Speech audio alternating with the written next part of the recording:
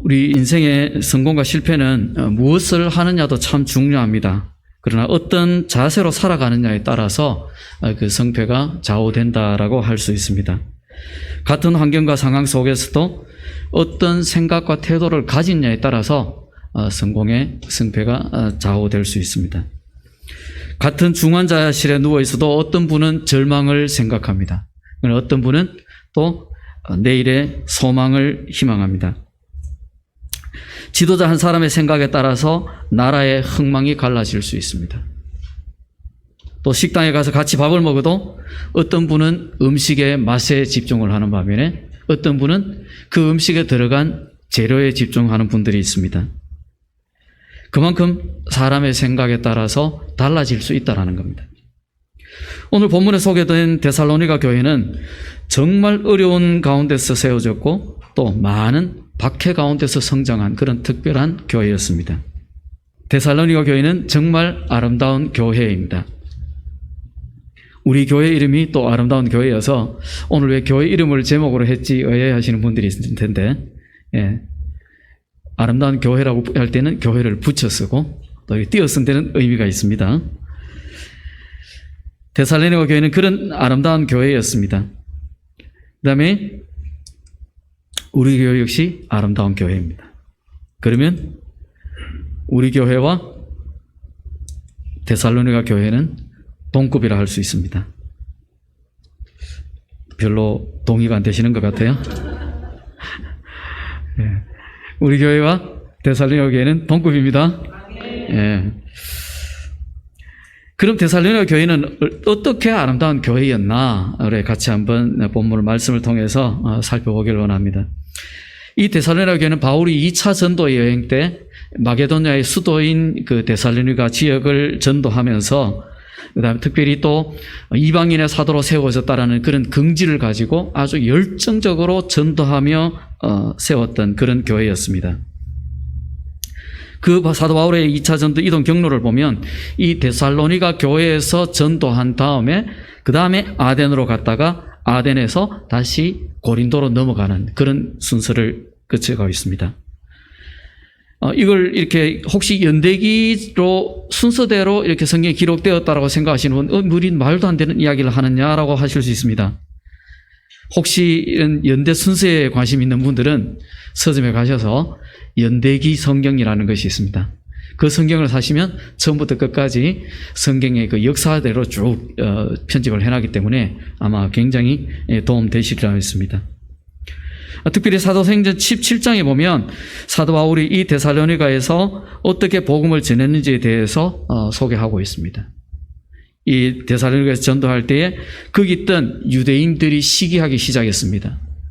왜냐하면 이 바울과 실라가 거기서 복음을 전하자 그곳에는 경건한 헬라인들이 큰 무리들이 바울과 실라를 따라다니기 시작했습니다. 그리고 그 중에 또 특별히 많은 귀부인들도 이 바울과 실라를 따랐다는 겁니다. 그렇게 되면 대충 이제 감이 오시죠. 왜 시기했을까? 사람이 따른 것도 시기의 대상이 되겠지만 이 귀부인들이 가는 곳에는 뭐가 있을까요?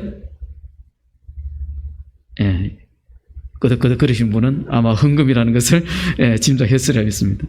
그러니까 뭔가 이렇게 돈이 개입되면 항상 이런 문제들이 일어나기도 합니다. 그래서 이 사람들이 어느 정도로 핍박을 했느냐 하면 불량배를 동원해가지고 전도를 못하게 막았습니다.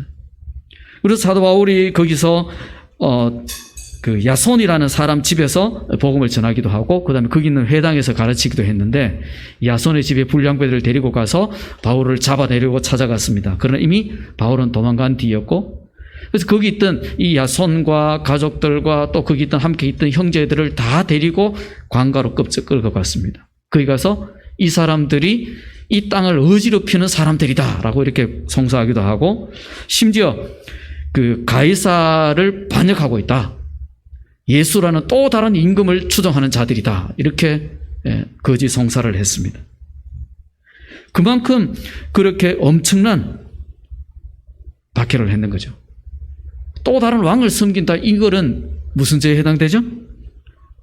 역적이죠. 역적. 역적은 우리나라 같으면 옛날에는 뭐 했다고요? 적결. 이건 뭐 볼 것도 없습니다. 네 죄를 네가 알렸다고 그냥 죽입니다. 그렇게 무거운 죄였기 때문에 사도 바울은 그 땅을 떠날 수밖에 없었습니다. 그래서 떠나서 간 곳이 베레아라는 곳입니다. 17장 13절에 보면 사도행전, 데살로니가에 있는 유대인들은 바울이 하나님의 말씀을 베레아에서도 전하는 줄을 알고 거기도 가서 무리를 움직여 소동하게 하거늘. 이 말씀은 뭐예요? 사도 바울이 가는 곳곳마다 뭐 하면서? 따라다니면서 방해했다라는 겁니다. 그러니까 복음을 전할 수가 없습니다. 그래서 결국 이제 그 지역을 떠나가지고 아덴으로 떠난 거죠. 바울이 떠난 뒤에도 이 데살로니가 교회를 향한 그 핍박은 계속되고 있었습니다. 그 소문을 들은 바울은 계속해서 마음에 불편함이 있고 염려가 컸습니다. 그래서 그 데살로니가 교회에 쓴 편지가 바로 데살로니가 전서 후서입니다. 그런데 참 감사하게도 바울이 보냈던 그 편지를 이 성도들이 받고 굉장히 그 말씀을 다시 받아서 그 말씀대로 살려고 또 애쓰고 열심으로 그 말씀대로 순종했다라는 거죠. 그렇게 한 결과 그들이 데살로니가 교회 성도들이 어떻게 살아가고 이제 그 소문이 마게도냐와 아가야와 헬라 전 지역에 소문났다는 거죠. 그리고 나서 이들이 얼마나 열심히 살았던지 바로 그 믿음의 본보기가 온 지역으로 소문이 퍼졌던 겁니다. 이 사실을 들은 바울의 입장에서는 어떤 마음이 들까요? 내가 그렇게 애써서 복음을 전하고 가르친 그 교회가 이렇게 아름다운 삶을 살고 아름다운 소문이 나는구나, 이렇게 된다면 아마 그 마음속에서 굉장히 기쁜 그런 감사가 나올 겁니다. 그렇기 때문에 이 데살로니가 교회를 생각하며 기도할 때마다 뭐 하다고요? 항상 감사하다.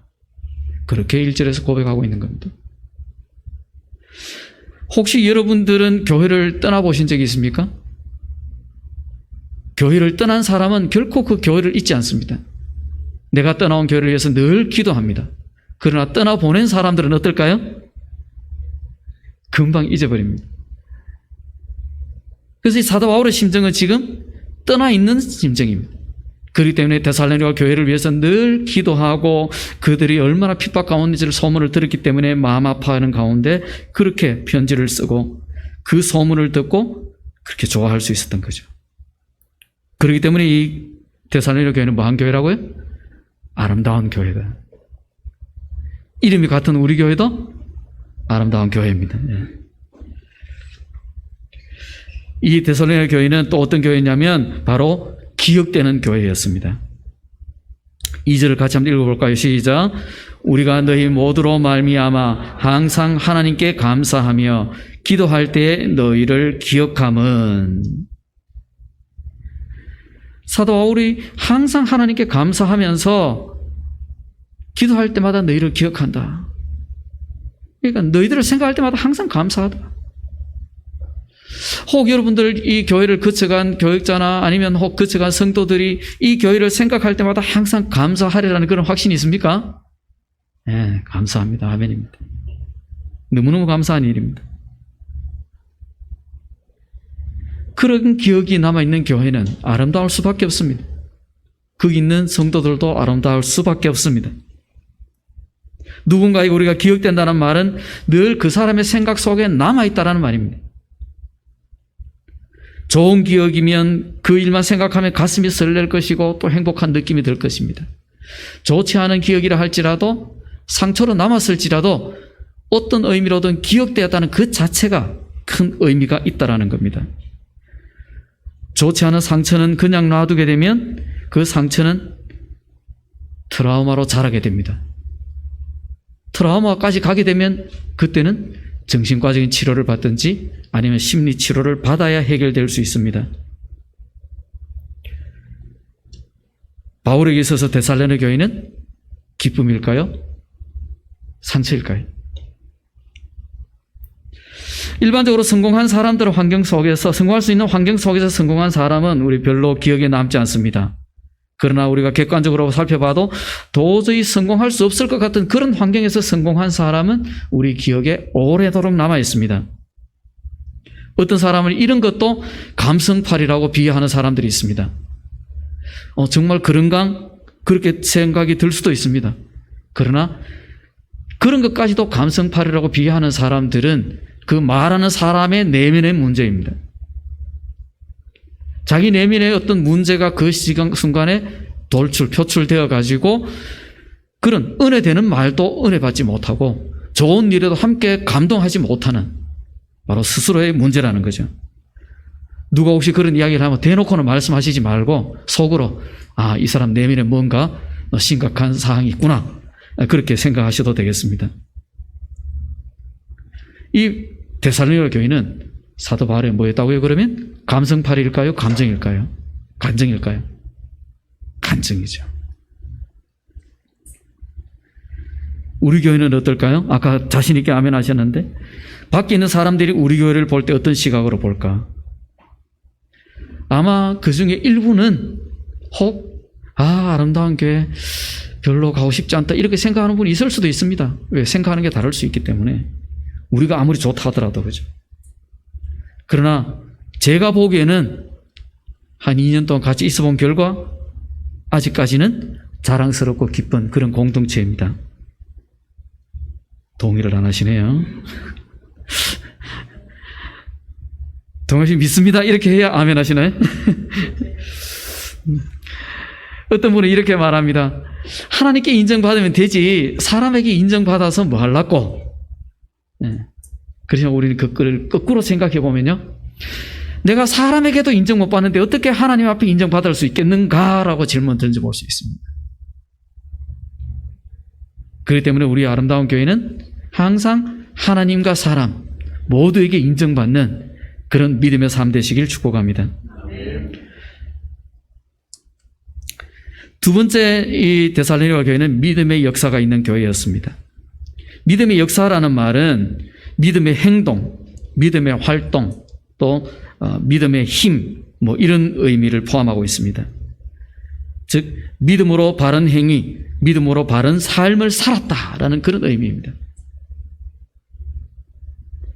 이론상의 믿음이 아니라 믿음을 그들의 삶 속에 뭐 했다고요? 그대로 드러냈다라는 겁니다.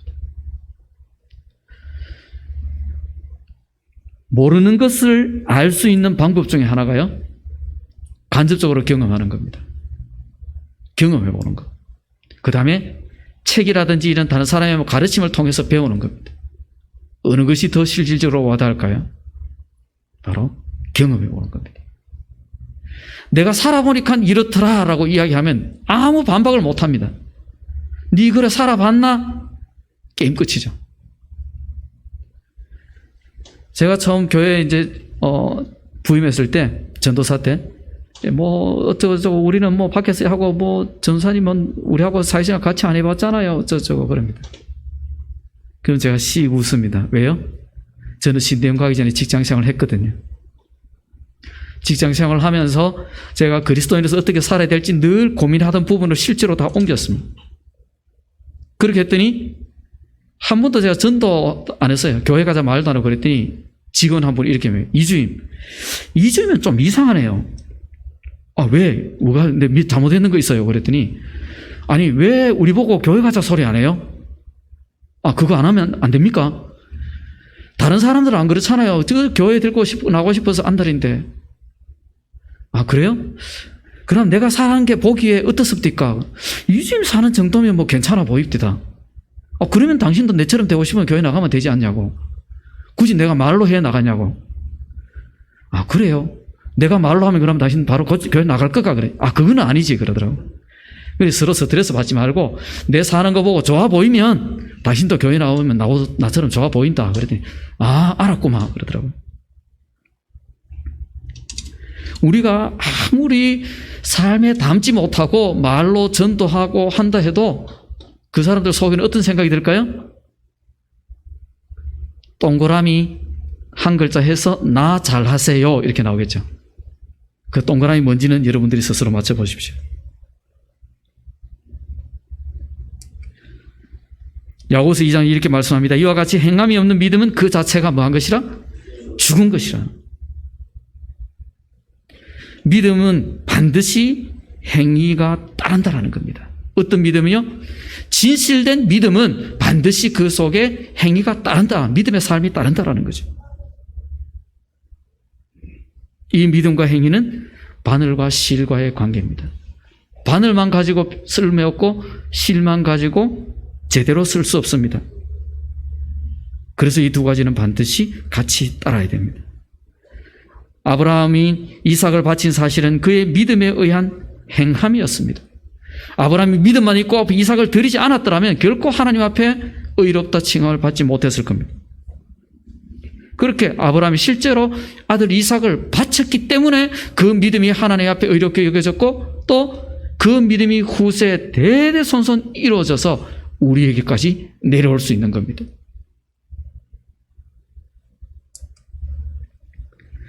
하박국 2장 4절 말씀 보면 보라 그의 마음은 교만하며 그 속에 정직하지 못하나 의인은 그의 믿음으로 말미암아 살리라. 의인은 오직 믿음으로 말미암아 살리라. 이 말씀은 신약 성경에도 여러 번 인용됩니다. 왜요? 그만큼 우리에게 필요한 말씀이기 때문에 그렇습니다. 강조해도 아무리 강조해도 지나치지 않기 때문에 그렇습니다. 우리는 믿음을 가져야 되는 것이 아니라 우리는 믿음으로 살아야 됩니다. 직장에서든지 아니면 학교에서든지 무엇을 하든지 믿음으로 살아야 됩니다. 믿음으로 사람들에게 있어서 그 월급은 목적이 아닙니다.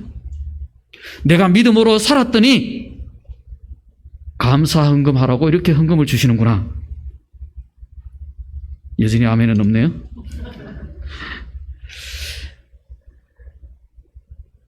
헌금을 따로 주시는 게 아니고 내가 이렇게 믿음의 삶을 살았더니 네가 이 돈까지 가서 교회 헌금하고 또 좋은 데 쓰라라고 주는 거죠.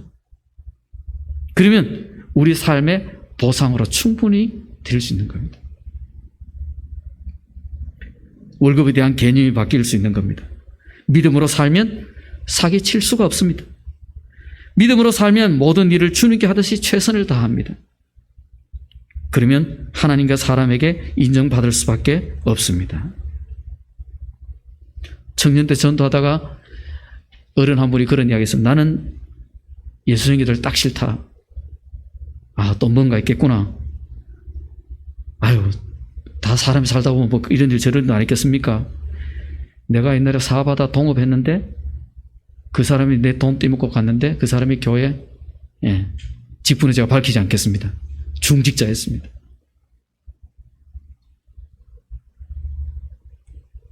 얼마나 그분이 교인 그러면 치가 떨리겠습니까?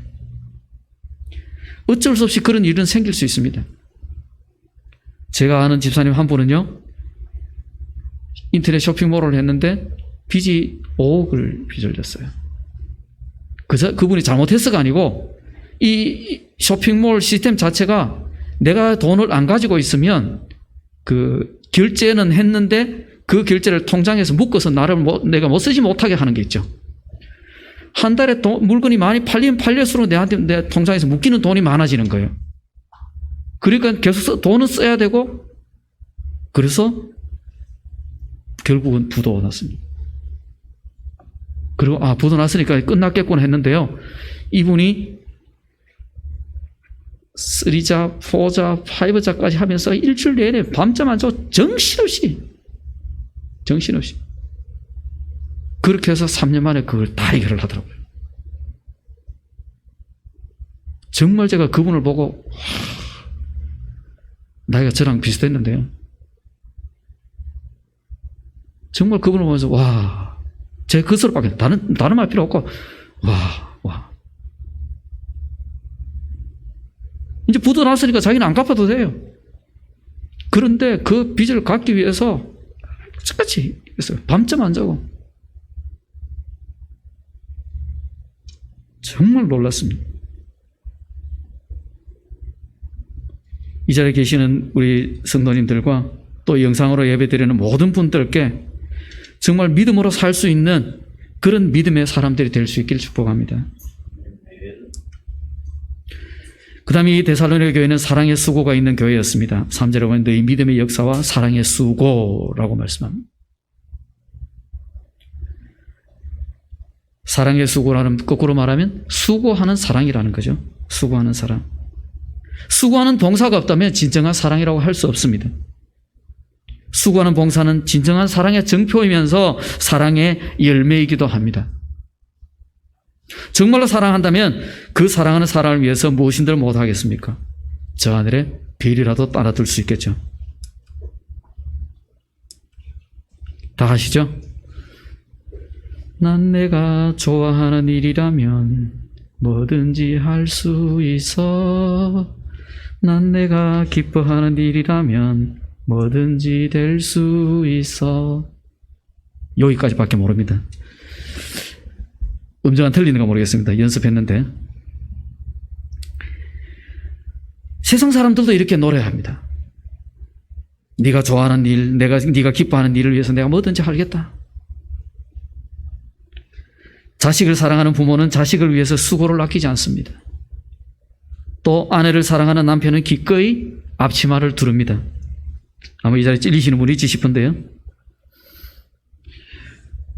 그러면 그거는 제가 싫어요. 또 이런 분도 계실 것 같아요. 부모를 사랑하는 자녀는 순종이라는 수고로 보답을 합니다. 데살로니가 교인들은 이와 같이 자기를 희생하는 수고가 포함된 그런 사랑의 본을 보여주었습니다. 요한일서 3장 이렇게 말합니다. 자녀들아 우리가 말과 혀로만 사랑하지 말고 행함과 진실함으로 하자. 사랑하는 데는 그냥 얼마든지 겉으로 할 수 있습니다. 제가 청년 때 친구 한 명을 보면서 예수님 없이 새벽기도 3년 할 수 있다라는 걸 제가 확인을 했습니다. 그 뒤로는 새벽기도 매일 안 빠지고 한다고 저는 그렇구나. 그냥 고개만 끄덕이고 넘어가요. 저분이 믿음이 좋다 이런 평가는 하지 않습니다. 제가 평가할 수도 없지만 경상도 말로 할 잽에도 안 되지만 함부로 판단을 못 하겠더라고요. 제가 그 야간에 술 먹는 사람들이 도대체 무슨 생각으로 술을 마실까 그걸 제가 좀 배우려고 대리운전을 했습니다. 대리운전 알바를 하면서 이제 고객 한 분을 차를 몰았어요. BMW인데요. 중년 분이셨어요. 가면서 저보고 선생은 이런 사람 할 사람 같지가 않는데 뭐 하시는 분이세요? 아이고 뭐 이런 일 할 사람이 따로 정해져 있습니까? 누구든지 하면 직업이죠. 뭔가 그래도 비결이 있을 것 같은데 저는 예수님 믿습니다. 목사는 소리는 안 하고요. 예수 믿는 사람입니다. 그랬더니 그러면 선생은 하나님의 존재를 한 번도 의심해 본 적 없습니까? 예, 감사하게도 그렇습니다. 그랬더니 이분이 잠시 선생은 참 부럽네요. 교회 다니시나 봐요. 부끄럽지만 제가 교회 중직자입니다. 네. 그걸 경험하고 나서 제가 교회 가서 어떻게 했을까요? 보는 분들마다 저 사람 술 마실까 안 마실까? 막 이런 생각이 들기도 하고요. 예. 그전에는 제가 이제 별로 마시겠나 이런 생각을 했어요. 물론 이제 제가 직장 생활을 하면서 저희 직장의 그 스님도 완전히 술 고래셨는데 그때 교회 안수 집사님이셨습니다. 나중에 장로님 되시고 저한테 문자가 오셨더라고요. 제가 이제 신학교 졸업하고 목사 안수 받고 났을 때 이제 장로님 되셨다고. 아유 축하드립니다. 큰 직분 맡으셨는데 잘 감당하셔야죠. 그랬더니 그래 이 목사님이 기도 많이 해달라고 그래서 문자 쪽지가 왔던데요. 그러니까 그 술 먹는 것이 우리 믿음을 판단할 수 있는 측은 아니에요. 그렇지만 우리가 정말 내가 예수님을 사랑한다면 뭐를 위해서? 다른 사람의 믿음을 위해서, 연약한 자의 믿음을 위해서, 덕을 세우기 위해서 끊을 수 있는 것은 단호하게 끊을 수 있어야 됩니다. 그것이 우리의 믿음의 삶입니다. 돈을 사랑하는 사람은 모든 가치를 돈으로 따지려고 합니다. 누가 예쁜 액세서리만 가져와도 야, 너 그거 얼마짜리야? 얼마에 사서? 이렇게 묻습니다. 어떤 사람이 권력을 사랑합니다. 그 사람은 어떤 정치가나 유명한 사람을 아는 것을 아주 자랑스럽게 합니다. 어떤 사람은 쾌락을 사랑합니다. 그러나 이런 것들은 절대 오래가지 못합니다. 데살로니가 교회 성도들은 영원히 사라지지 않는 하나님의 사랑을 알았고 그 하나님의 사랑을 삶으로 담아냈습니다. 아무리 많은 핍박이 그들을 괴롭힌다 할지라도 서로 먹을 것을 챙겨주고 서로 섬겨주기도 하고 어려움을 도와주면서 서로 사랑을 실천했습니다. 그렇게 해서 그 교회가 성장한 겁니다. 우리 옆 사람 한번 보실래요? 얼굴은 다는 안 보이지만 마스크 때문에 이 사람이 과연 손해보면서 나를 사랑해 줄 수 있을까? 속으로 생각하십시오. 예.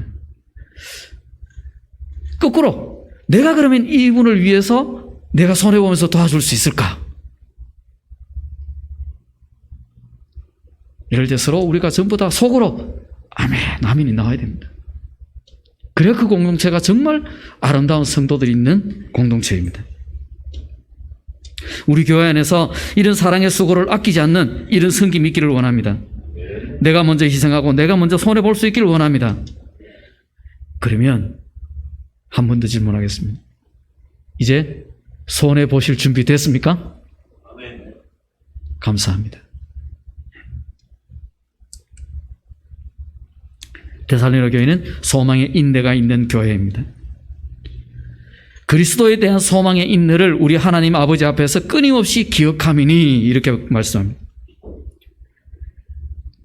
다른 소망이 아니고 우리 주 예수 그리스도에 대한 소망의 인내.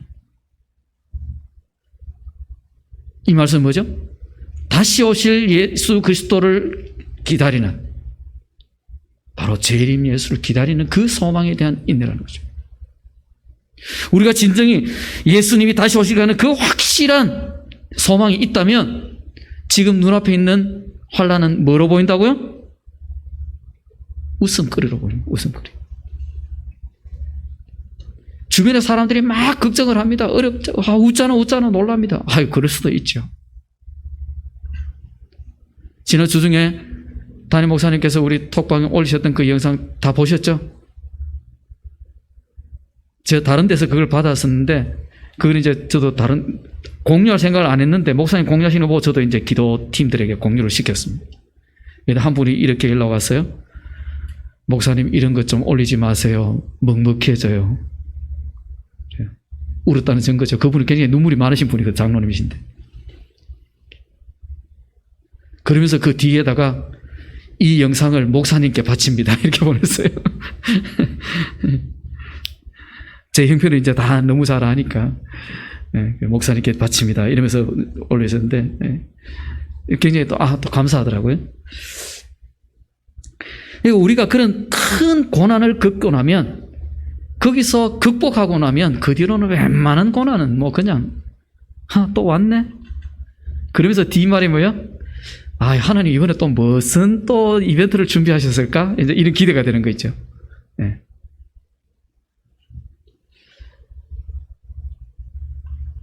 이 6절에 보면요, 또 너희는 많은 환난 가운데서 성령의 기쁨으로 말씀을 받아, 밑에 나오나요? 네. 우리와 주를 본받은 자가 되었으니 이렇게 얘기합니다. 환난이 찾아왔지만 그들은 전혀 흔들리지 않았던 거죠. 흔들리지 않고 오히려 믿음을 지켰다. 그리고 인내했다. 또 기쁨으로 말씀을 받았다라는 겁니다. 그리고 또 어떻게 해요? 바울과 실라를 닮으려고 애썼다라는 거죠. 또 예수 그리스도를 본보기로 삼았다는 거죠. 여러분들의 모델은 누구신가요? 저는 어릴 때 자라면서 죄송하지만 제 큰형이 제 모델이었어요. 정말 어려운 형편 속에서 정말 열심히 살아서 이렇게 정말 아무것도 없었거든요. 진짜 집에서 물려받은 재산이 하나도 없었습니다. 저희들은 다 그랬어요. 그렇게 하면서 살아나가는 그 모습을 보고 제가 정말 어렵고 힘들 때 그냥 형 집에 놀러 갔어요. 형하고 상담도 안 하고 그냥 형이 살아가는 모습만 이렇게 봅니다. 그럼 제가 힘이 돼요. 아, 형은 저렇게도 사는구나. 그럼 위로를 받고 돌아왔어요. 형은 그거 몰라요. 아직까지 형한테는 이야기 안 했습니다. 따로 간증은 해도. 언젠가 때가 되면 한번 형한테 이야기를 하려고 그래요. 늘 어렵고 힘들 때마다 그렇게 했고. 그리고 또 제가 어렵고 힘들 때마다 형수는 삼촌 힘내요, 힘내요. 내 기도하고 있대. 하면서. 한 번도 공부 열심히 하란 말 한 적 없고요. 학비를 다 대면서도 늘 건강 생각하면서 하라. 이렇게. 요즘 제가 건강이 이렇게 될 줄 미리 예언했던 것 같아요. 근데 우리가 그렇게 이 데살로니가 교회 성도들이 그렇게 할 수 있었던 것은 이들에게 무엇이 있었다? 예수 그리스도. 다시 오실 그 예수 그리스도의 소망. 그 소망은 어떤 소망이요? 바로 하늘 소망이었습니다. 이 땅의 소망이 아니었습니다. 우리에게 역시 있는 소망은 그 하늘에 있는 그 소망입니다. 눈에 보이는 소망이 아닙니다. 현찰이 아니라 약속음과 같은 겁니다. 그렇기 때문에 때로는 흔들리기 쉽습니다. 눈에 보이지 않기 때문에. 가나안을 약속받았던 이스라엘 백성들은 그 소망 가운데서 12명의 정탐꾼을 뽑아서 보냈습니다. 그런데 그 땅에 가서 보고 눈에 보이지 않는 소망을 가지고 돌아와서 보고하는 사람은 몇 명? 2명밖에 없었습니다. 나머지 10명은 눈에 보이는 그것만 보고 온 거죠.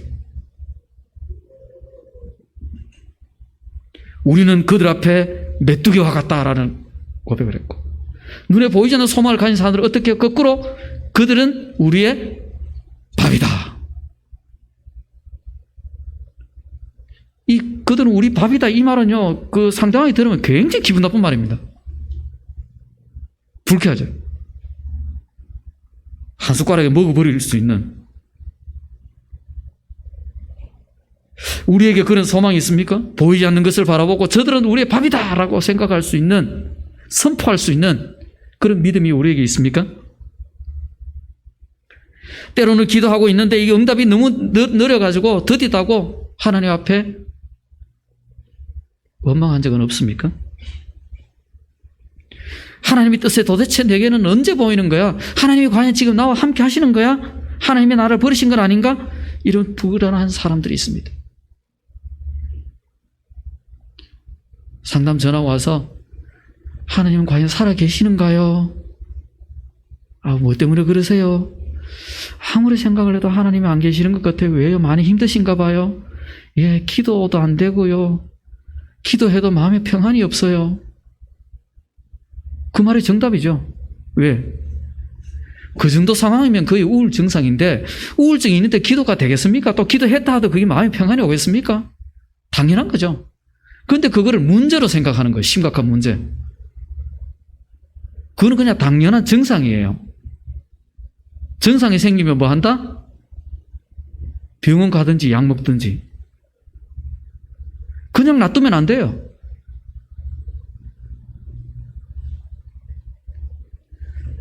그 문제를 문제라고 생각하지 마시고 지금 그 마음 상태가 그래서 그러니까 마음을 평안하게 하시려고 애쓰시라고. 그래서 그럴 때 보통 대부분 한 3, 40분은 이어져요. 똑같은 반복되는 이야기. 그래서 나중에 다른 분들 상담이 있어서 시간은 더 이상 길게 통하기 어려우니까 어쨌든 마음 평안하게 가지시고, 또 혹시 나쁜 생각 들더라도 이거는 지나가는 마음이다. 그러면서 또 새롭게 하나님이 또 다른 걸 주실 거야 라고 그렇게 기대하는 마음을 가지시라고. 그래서 또 권하는 말이, 혹시 시간 되시면 꼭 감사 노트를 한번 써보십시오. 하루에 2가지씩만 완전한 문장으로 이러한 일에 감사합니다라고 완전한 문장으로 2문장씩만 쓰십시오. 매일 쓰셔서 한 3개월 동안 써도 아무 반응이 없으면 저희한테 다시 항의 전화 주십시오.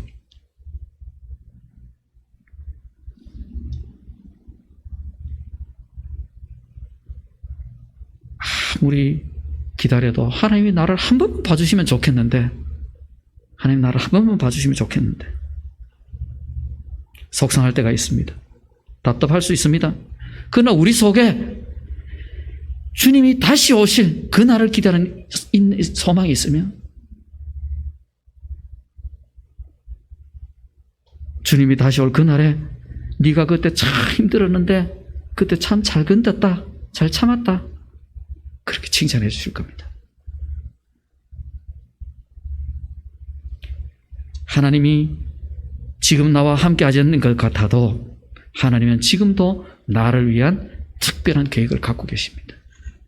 내가 아무리 연약해지고 정말 내가 스스로 생각해도 쓸모없을 것 같은 그런 상황이 있다 할지라도 하나님은 여전히 나를 향한 특별한 계획을 갖고 계시고 그것을 진행하고 계십니다. 803에 레이더 기지에 갔었는데 그 내무실 벽에다가 이렇게 커다란 액자가 걸려 있었는데요. 아주 명필이더라고요. 이 또한 지나가리라. 이 또한 지나가리라. 어렵고 힘든 정말 더 이상 소망이 없다고 생각될 그런 상황이 있더라도 이 또한 지나간다라는 그 생각이 있으면 절대 극단적인 선택을 할 필요가 없죠. 저는 말씀드렸지만 매년 수능 때가 되면 저는 조마조마합니다. 전날부터 하나님 기도합니다. 하나님 제발 이번에는 올해는 한 명도 안 나오고 전부 다 건강하게 수능 잘 마칠 수 있도록 해주십시오. 극단적 선택한 사람 한 명도 안 나오게 해주십시오. 매년 기도 제목.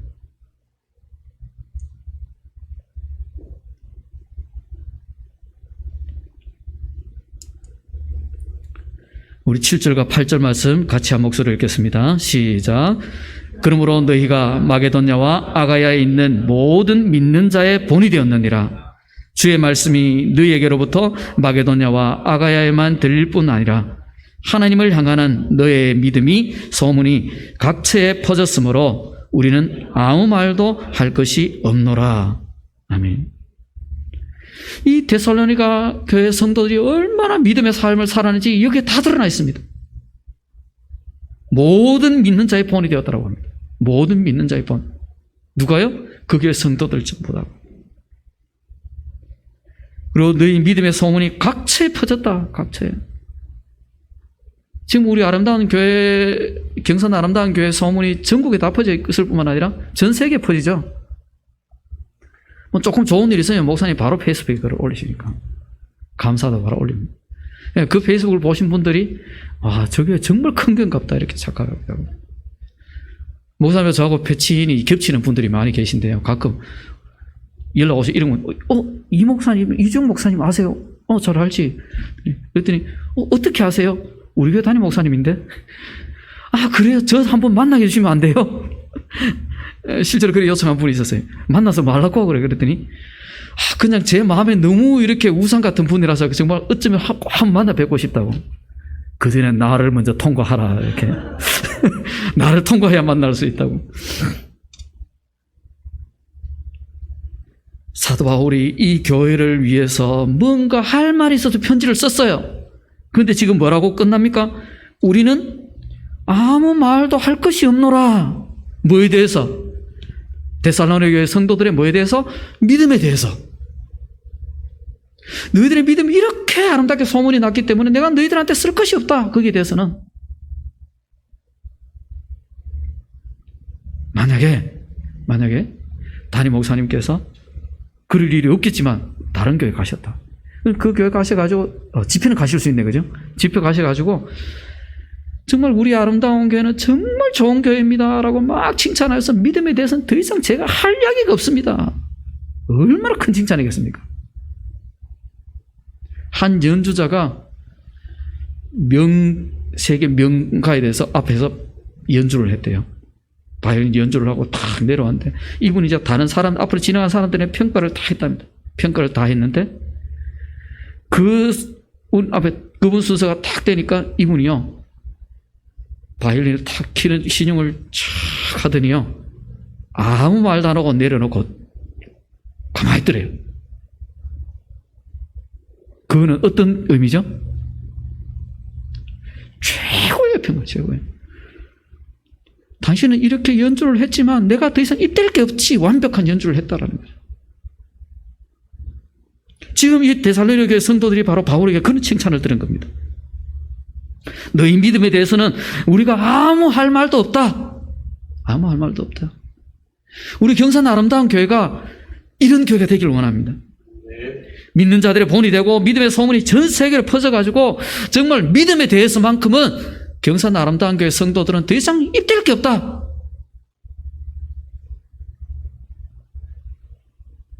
그런 소문이 나서, 소문만 무성한 것이 아니라 소문 났는지 물 거 없다고? 그런 소문이 아니라 정말 우리의 삶 그대로 그것이 열매로 드러나져서, 와, 저 교회 사람들 보니까 정말 보는 것만으로도 은혜되고 듣는 것만으로도 은혜된다. 그런 우리 아름다운 교회 되시길 축복합니다. 같이 기도하시겠습니다. 우리 잠시 한번 같이 기도하기를 원합니다. 하나님, 이 데살로니가 교회가 그들을 가르치고 양육했던 사도 바울로부터 그런 믿음에 대해서는 더 이상 너희들이 할 말이 없다는 그런 칭찬 들었는데, 하나님, 우리도 이런 칭찬 들을 수 있도록 하나님 도와주십시오. 우리에게 이런 믿음 주십시오. 우리에게 이런 열매 주십시오. 우리 짧게 한번 같이 기도하시겠습니다.